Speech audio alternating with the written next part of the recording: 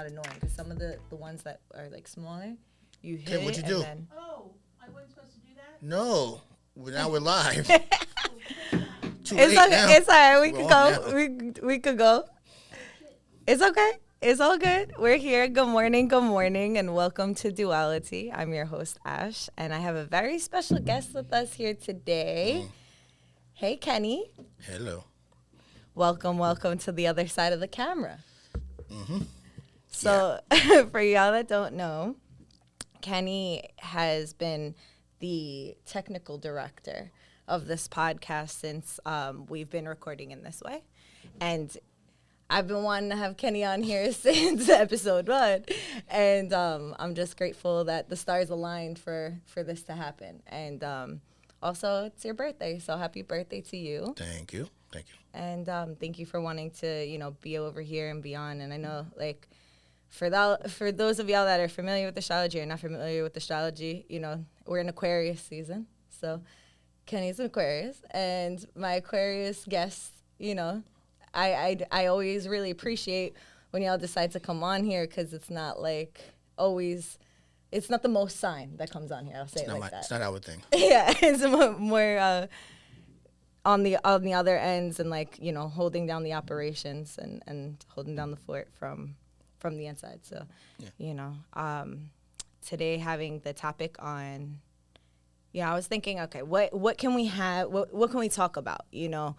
There's plenty of different things that you and I talk about throughout every Wednesday in different aspects, and I do value your opinion on a lot of things. So I'm like, okay, what should we talk about? I'm like, if it's anything, I know Kenny's the master at is like being concise. It's like, it's something for me as a person who tends to be an oversharer. It benefits me being around because I can also notice when I'm oversharing, when I'm talking to someone who's concise, right? And it's kind of balances me out. Like I have a few people in my life that are like that, so I'm grateful for that dynamic. And then I was thinking, you're the owner of Hub, and Hub 17, for any of the listeners that aren't from Staten Island, Hub 17 is a monumental space that has been created here for the creative community. It's like the home of the misfits, I feel like, in a big way. If you do any kind of art, healing art, communicative art, visual art, any kind of art, theatrical art, there's everyone. There's someone who's here in every way, from music to drawing to podcasting to photography. And I'm over here, I'm saying a lot of things that you do, and I'm not even covering the surface of all of the things that you do.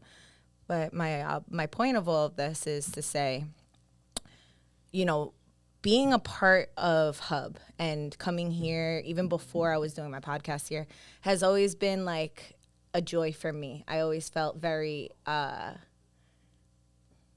comfortable here, to be myself. Mm-hmm. And on a place like Staten Island, it's like not really existent as much, maybe here and there. But I know, at least for me, my life experience. So when coming to the topic, when we were kind of discussing which topic feels the best, making your dreams come true is something that, I know I'm in the process of doing. And I know a lot of people who are listening are probably in that process as well. And you having, how did you have the thought or the dream or the intention of creating this space, and how did you follow through to acquire it? Wow. Well, I was always grateful of community centers. Like, I grew up in Manus Harbor, and we had a community center there that my mother was a part of, and so she always encouraged me about being part of a community. Mm-hmm. So I always wanted to be part of community, so I tried different ways of doing that. Mm-hmm. But when I first got here, I was only here to be a photographer. But then I started meeting the artists and found out that I needed to build it into a community space. So it kind of developed organically that way.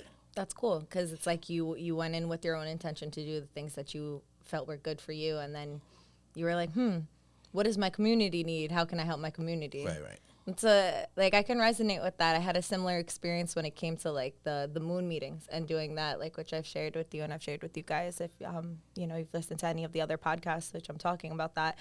So it's like I can understand that to that level of like, what will, I guess my question is, sifting through my brain right now, like trying to get the words out. Mm-hmm. How did you know what to do? Like when you had like this photography studio, like what was like, was it just paying attention to the outside, seeing the different things? How did it fall in alignment for you? Like what did it look like? Well, in this space specifically, it was, I met some of the artists in the building, and we used to have an art gallery next door, which is now the theater. And we used to do things in there, but then prices changed and it was unaffordable for the artists to do it anymore. So me and my partners at the time decided, well, let's open up our space so that the artists can still be able to present their stuff and do it at an affordable price. So that's where it started off with that. And then I started meeting more and more artists here in the building. And then they started bringing other artists to the place for gallery stuff. And at one point, the space upstairs, which is everybody knows as the hub, came available. So we said, let's expand. And we took that space and made that mostly the gallery. So I can continue to do my photography and video down here. That's really cool. Yeah. It's cool how it just like boom, boom, boom, like it all yeah, came together. If the opportunity presents itself, you should just take it at the moment that you see it and just go for it, Yeah, it's good that you knew to trust yourself and the people around you, because it's like I feel like sometimes the hesitation between seizing opportunities could be either lack of trust in self or lack of trust in others. And sometimes that's good because it's discernment, with certain opportunities. It's not always as good as it seems. And then with other opportunities, it is as good as it seems, but we're used to things not being as good as it seems. So we kind of deprive ourselves of taking that risk and that leap. So it's good that you had the discernment, like, this feels good, I'm going to do it. Like, I trust myself and I know what, I think the big thing is too, is like, you knew your why. You knew like you went to community centers, you enjoyed that kind of experience, and then you're like, okay, that's in the background. And even though it wasn't the first intention, it organically and naturally came up, like you were saying. It just was like the evolution of you following through with the things that you needed to do for yourself. Right. And I think that's what it's all about. It's like, how can we want to, I mean, it's commendable, it's beautiful that we all want to help the community, but if we don't choose to help ourselves, how can we help the community? It's lack of embodiment. We can't give what we don't have, so I think that's a crucial part of even like making a dream come true is, if the dream is ideally like not only just for you, for everyone, we have to also take into account, well, what dream do you have for yourself, and ground yourself in that. Because I know for me, speaking from personal experience, I've always kind of gone about it backwards, where I'm like, I want to help the community, and then it's like I'll be suffering and not getting the things that I need to necessarily get done if I were to have prioritized that first. And I feel like I'm coming into that, not only that knowledge, I feel like I've acquired that knowledge for some time now. I think I'm applying it now. Well, I know I am. And that makes you more capable to give more people more things. Because first and foremost, your desires and needs are satisfied. So you're coming from a full place. I think that sometimes as like the bleeding hearts that we could be, we'll put that on the side for the idea that we can kind of not skip, because it's not like always an intentional thing, but in a way it is like skip, okay, I'll skip me and I'll get to everyone, I'll get to we, but it's like you gotta have the me part. Well, that's part of why I say to say it out loud, because you never know who's around that might hear you, and they may be able to help you get to that next step. Yeah. So I remember when I was a kid, I was like 12 or 13. I woke up and I thought I wanted to be a photographer or a videographer. And I said it out loud basically to everybody, this is what I want to do, blah, blah, blah. And then my uncle bought me a camera. And then I started taking photography from then. And then eventually I started talking about doing music. Then somebody gave me a keyboard, and I started doing music. Yeah, so every time I say something, like with this place, I always talk to Kim. Told her, like, it's coming open. You think we should do this, blah, blah, blah. And when she said yeah, then we just did it. Yeah. Yeah. Yeah, getting it outside of your head. Right. Because if you're just sitting there contemplating things over and over again and you're not expressing it or bouncing it off people, it doesn't have anything to, not ricochet, but kind of like snowball. Right. Like add on to, because then it's just you and your resources. If you say it outside, someone could be like, this is exactly what I want to do too. Let's do it together. And that's important as well. And it takes courage to be able to speak on that. And I think that falls into the same bracket of what we were talking about before, which is like the trust factor, like trusting the people you're around, trusting yourself to say things, because I know people also fear saying things and like other people wanting to just take it and do it without them. So I think that it's important to, because that does happen, that's a reality, and we know that. I'm sure we've both experienced that firsthand, but simultaneously no one will ever do what you're trying to do like you, Right? Because it's grounded in your heart, like your intention, that vision, that feeling, that sensation came to you for a reason, and like, look at what you've built. There's so much to be proud of. We're here, like this podcast exists because, you crawled and walked before I could come and run, like before anyone who comes here and does any podcast, displays any art, you and the people who have built this with you are the reason, we get to have a place to practice our art and our craft. And like, that's important. And I know I could speak for the community when I say, like, we love and appreciate you, Kenny. We really do. Thanks. Yeah, no problem. And it's how is the perspective of always being the person behind the camera? How is that as opposed to being the person sitting in the seat and Comfortable. Behind, no. Oh. Behind is very comfortable. Okay. This is not. Well, cheers to growth. Yeah. And some good tea. Thank you. And new experiences. Well, I think that, thank you for allowing yourself to be uncomfortable for the sake of, putting your voice out there and the message out there, because someone somewhere is going to resonate with this and be like, wow, like that's exactly what I'm feeling. Like maybe if I follow that, I could also create that. And I think especially in the creative realm where it's like a lot less, it seems a lot less tangible. I don't want to say it's a lot less tangible, but it seems a lot less tangible, and it's not as like calculated as other spaces, professions, and things of that sort. So knowing that places like this exist can inspire someone else somewhere else. Maybe someone's listening from California and they do the same kind of thing.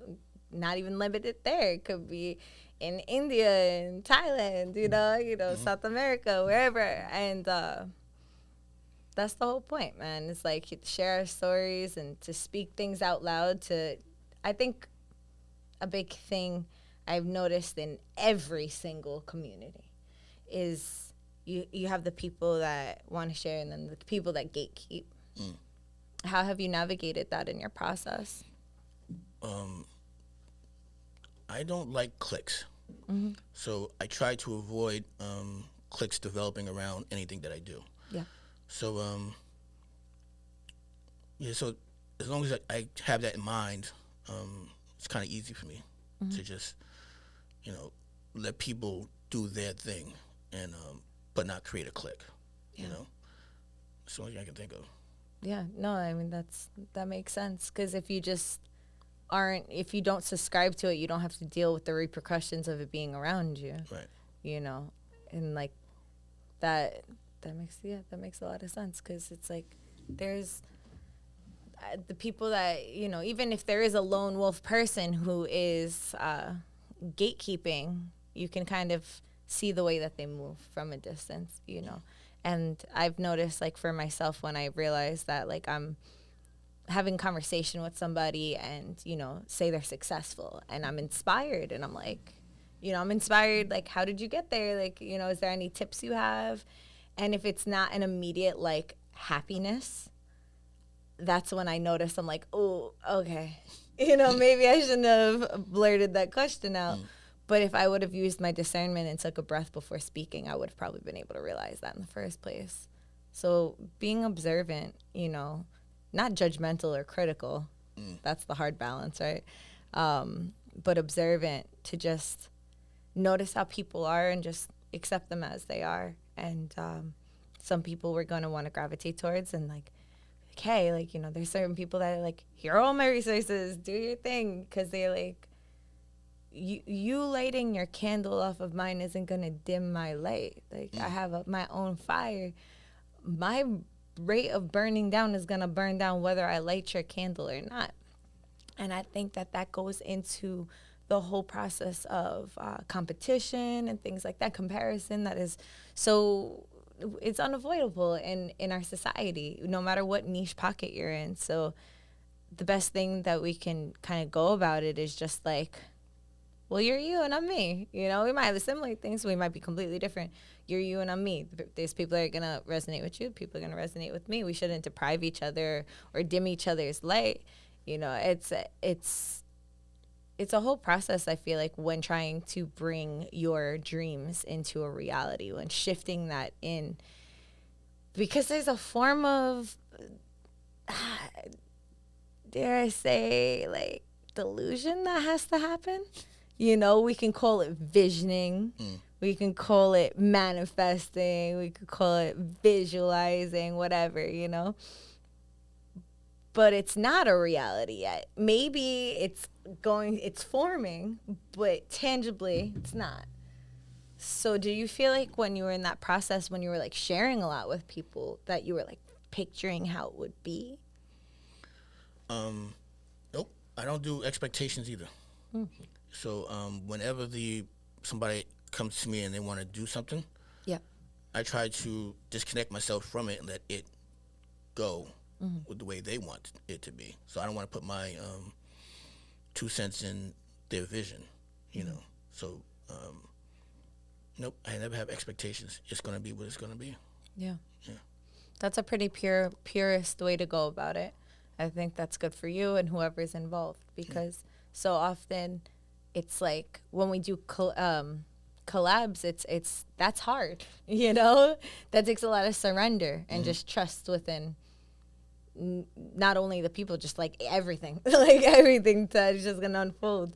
But once again, that kind of comes back to the sureness, and it's for anybody that might not be feeling, sure of themselves or are afraid to follow their dreams. Do you have anything that you would want to any advice, any words of advice, a person who's struggling to make their dreams a reality right now? Just keep doing the work. Keep positive. Yeah. And don't let anybody, get in your way. Just do what you got to do. If you need to study to get things done, doing photography, I couldn't just pick up a camera and just take pictures. I had to figure out how the camera worked. So I just did my study and just keep studying until I got good at it. Just keep doing it and it'll come through. Yeah. That's some sound advice. I try. Yeah. It's for anybody that's similar to me in the way of complicating almost everything that could just be simplified, right? Yeah. Hearing simplified versions of things can be very grounding. I know for myself, I can get very much in my head, and that could hinder me from doing what I want to do. And then it's a certain surrender. I feel when I started surrendering to doing this podcast live, for example, we're at episode 79. Nice. And before that, it was 6 or 5 episodes, you know what I mean? But every stage of evolution involves a sacrifice. I had to sacrifice my comfort of having things more calculated, of erasing the ums and taking out the trips and the different mistakes and spastic things that happen, and I believe that each of us has to go through a series of kind of initiation within our discomforts in order to gain access to materializing our dreams. I feel like it's a part of a part of the process that you can't skip.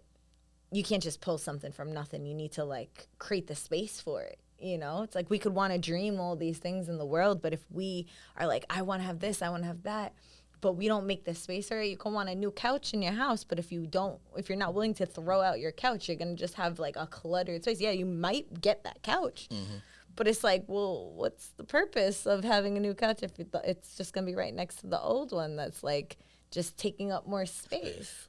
It's just cramming yourself and making you uncomfortable, you know? So I think that surrender and letting go of the past versions, not coming from a space of like, all right, it's gone, but like accepting the fact that you bought that couch, it was super comfy, it was in your budget, it was the first time you bought it, but it started ripping, it wasn't good quality leather, and it started to fall to shit. So now it's time to let that go. Now you have use your experience to make a better decision next time, and get the comfiest couch is gonna last you a lot of years, you know, and then it might happen again.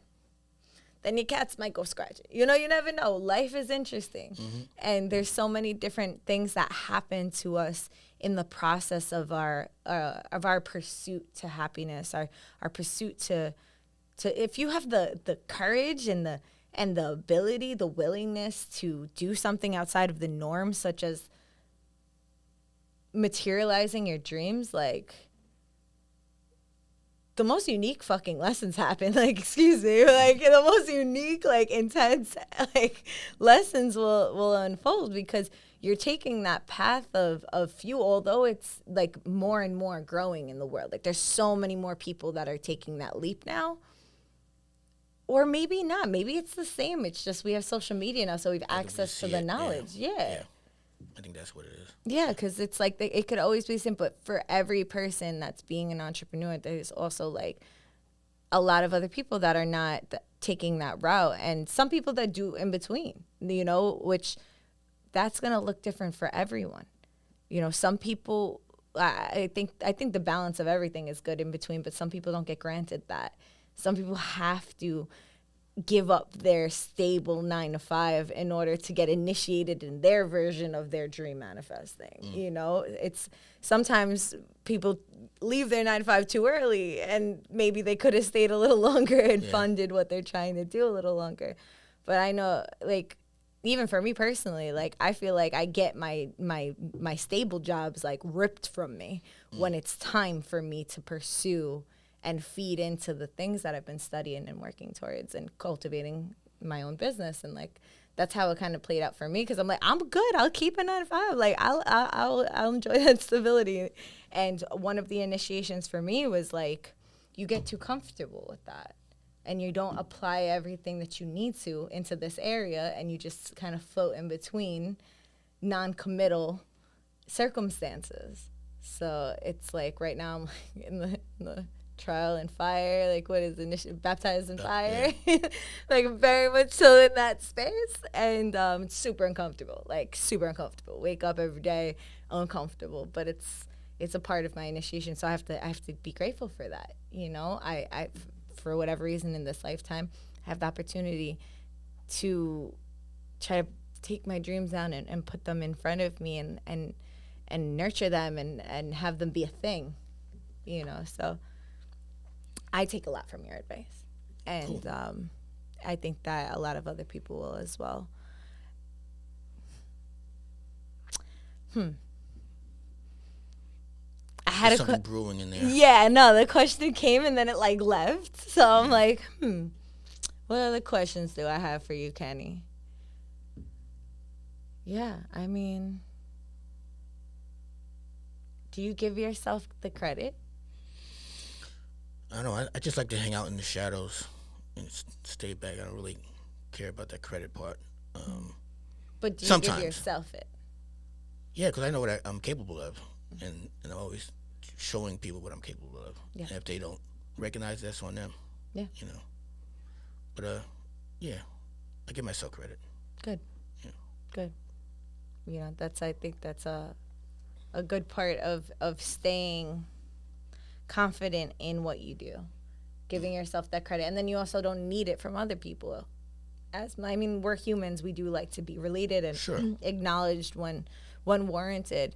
But that lack, when we don't give ourselves credit for what we do, especially when we're working hard and you don't realize how much work you're doing to create a dream to come true. But like, you did that. That's a reality. This is why you're the person on this podcast talking about it, because you're not thinking. I'm sure you have plenty of other dreams that you want to pull down and make a reality, but simultaneously, it's like, you know, you also are, you've done it. You have the experience in it.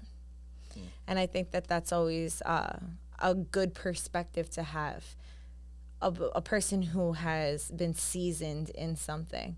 And, you know, there's people that could write books and have went to college about how to make a business and do that, because that's kind of making a dream reality. Not for every person, you know, sometimes it's just solely just the money aspect. But, you know, a lot of businesses are dreams coming into reality. And some people don't actually have the living experience. And I think that that's important to center, not only here on this podcast, because I already do that in every day in my life in general and on this podcast, but I encourage anyone else who has a platform and or a podcast for people to come on, like considering their life experience, as well. I'm not going to say in lieu of credentials, even though sometimes I do. Like, I don't even look at people's credentials. I'm just like, what are we talking about here? Because someone could have no credentials at all and still have like sound life experience that is beyond anybody who went to school for the things that they're speaking on. I like to get a little bit of both, though, and I think that it's a really good way to center things and find authentic human experiences that aren't so robotic. You know, you can go on Google and read any question you type, but where is the soul? You know, where is the person? Would you even resonate with that person? You know, you're asking for advice to an AI, and it's like, that's great that we have access to that technology. And yes, the information is more than likely coming from a person at some point. But is that person a credible source to you? Do you even know who that person is? Do you even know their name? Yeah. You know what I mean? Just Google it, you just read the first thing that's there. Boom. Google told me that. We don't even ask Google. We just ask Siri. You know, I ask Google on the phone, like, hey, what is, you know, blah, blah, blah. And then it's like, well, this. And it's like, some things are factual and they stay concrete, and some people challenge fact. And then there's also the opinions. I'm big on the opinions part. So I don't like to, when I do research on things, I like to research the author and their life. So that I'm like, okay, if I'm doing research for a particular topic, I want to also know a little bit about their life. Things could get separated. You know, there are like incredible philosophers that made so much progress in what we know for like psychology, but like might seem kind of like a shitty person, you know? So there's those cases, but I would rather consensually know and be able to formulate my own interpretation of if I want to take that in. Rather than just like throwing it to the wind and not deeming source, like not connecting with the person, the understanding that this is coming from a person, not just Google, not just the void. You know, if I wanted to ask the void a question, I'd just go outside and talk to this guy. You know? So it's important to have these interpersonal conversations, even with people that we may know, we may not know, whatever the case is, to bring to light, you know, this is your perspective, you know. And I just want to, before we conclude the pod, I just wanted to ask you if there's anything else that you would like to, you know, express or like share with people or anybody who's listening, anything for yourself in the future. Not really. I just was wondering, how are your dreams, how are you making your dreams come true?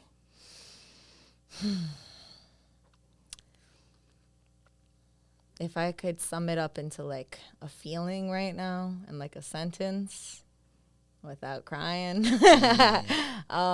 it's ultimately choosing me.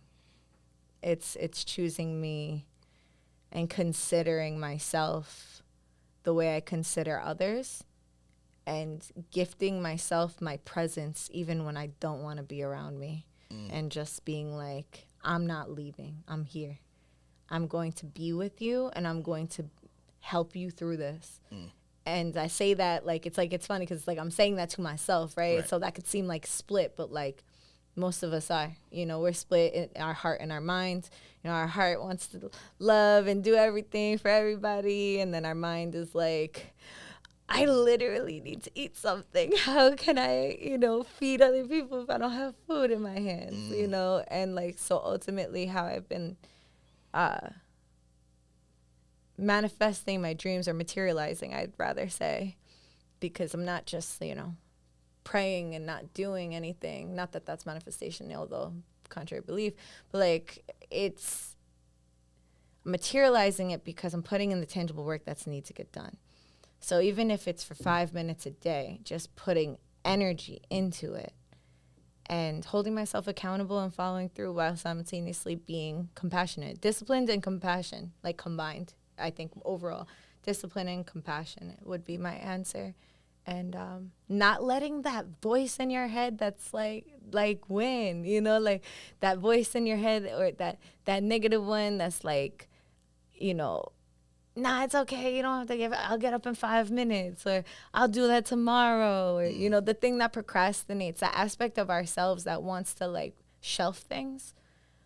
I've been really talking to that recently, that aspect of me. And I'm like, yeah, I get it. You're exhausted. There's a lot of stuff going on, in the world, in my world, in our world, in everyone's world, But let's be fair, do this for 5 minutes and then take your break. So I'm not at war with myself anymore. I'm actively making peace with myself. So every time, because I could get I'm very passionate. I'm an extremely passionate person. So that could be you want me on your team? I'm passionate. I'm going to hype you up. I'm going to love you. I'm going to always remind you of your greatness. There's a flip side to that passion. It's fiery. And I could burn myself in it. And when I get enraged and I don't feel it and I feel at war, whether with someone else or especially most of all with myself, if I feel at war with myself, how can I move forward? How can I do anything if I'm constantly at war back and forth within me? It's that's the feeling that makes you paralyzed. That's the feeling that makes you not want to get up in the morning. That's the feeling that keeps you up at night. So every time that feeling starts to roll in, because I'm human, having human experience, that feeling and sensation comes up frequently. I'm offering that part of me tobacco. And so in other words, I'm offering that peace. Here's bread. Let's break it. Let's agree to disagree. What's optimal? And finding that middle ground. So that would be my answer. Nice. Yeah. So, yeah. Thank you. You're welcome. Thank you for coming here. Happy birthday. Anybody who's local listening to this live, pull up for Kenny's birthday, 7 p.m. There's going to be live performances. There's going to be a lot of stuff. Anything else you want to add? I don't know. Just a chill time. Chill time, yeah. Wednesday turn up, but chill turn up, not crazy turn up, the Wednesday. But yeah, so thank you so much for coming onto the show. I wanted to, well, before I get into that, actually, I want to say happy birthday for real. I know I've said it a few times, but I didn't give you that moment of every time I say happy birthday to someone, I sit, I take a breath, and I think about what I want to say. So I'm going to do that right now instead of texting it to you. Okay. No matter how uncomfortable that is. So I want to say happy birthday to you. I hope that this new year for you is everything that you need to nourish you, to continue to make the dreams that you want to come true. Maybe protected, have good health, and continue to inspire so many people because you inspire me all the time. So thank you for that. I take it. Literally, Kenny, we need to have another podcast of just how. Oh, that's the question. Before I go into this next one, how can you be so concise?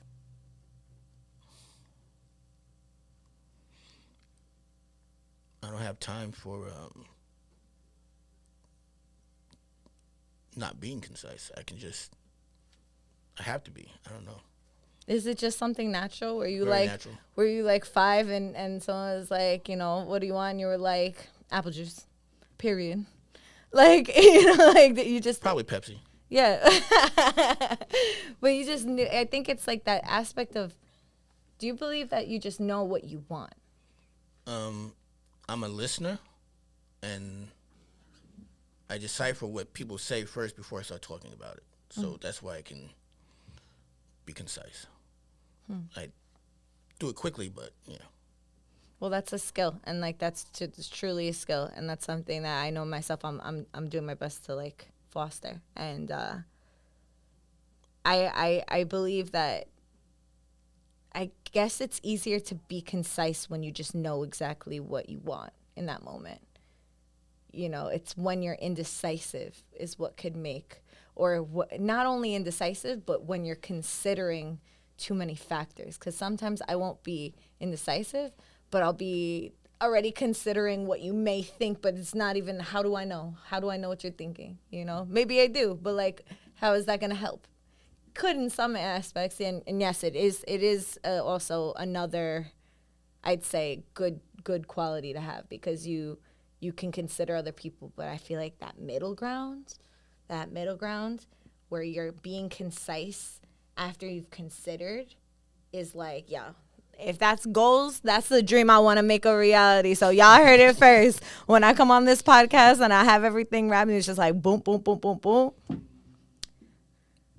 Just know we did it together. Even everyone listening, y'all energy of being witness, because saying it out loud. Yeah. Just as much there's people that might not be rooting for you. There's a lot of people that are rooting for you because they see themselves in you. And that's okay. That's a beautiful thing, because we are all humans at the end of the day. There should always be some kind of relatability to an alive human being having an experience, even if it's just brushing your teeth. So, with that being said, I just want to pull a little message for today. For anyone who's listening and is open to hearing a message, what is the overall message for anyone who is listening, who will listen at any point, whether live or recorded? What is it that we should focus for ourselves to help make our dreams come true? What is the missing link? I knew it's going to be that. I literally said it in my head before I flipped it over. All right. Being honest with yourself, okay? Being honest, right? This particular little card I made is, I'll read you my predetermined definition. Are you being truly honest with yourself? Like, for real. Take some time to check in with you and see if you even feel safe talking to yourself in the first place. Grab a mirror and or call your trusted loved one and get real about some shit. So in this picture, it's like a little bee, and then it's a person, and they're looking in the mirror. Oh, opposite. And they're looking in the mirror, and they're talking to themselves. And sometimes, you know, it's a lot easier said than done to be honest with yourself. But it's like, there's a way to be transparent. There is a way to consider yourself and being honest. Like, this is what I feel is good for me. This is what I feel isn't good for me. Okay, what's the next step? Instead of going to like, what's the outcome? What's the consequences? Okay, no. The first step is acknowledging that aspect, you know, and then after that, you can move into what am I going to do about it, and how can I best support myself in that process? Treat yourself like you would a person that you love or you're in love with or that is a family member, whoever. Like, the way you know someone's going through a hard time and you're like, how can I help you? Like, how can I support you? Like, ask yourself that and really be honest with what it is that you need to change, because something needs to change in order for you to materialize your dreams. And that's the message. So thank you so much for tuning into the pod this week, and we'll see you next week. Bye.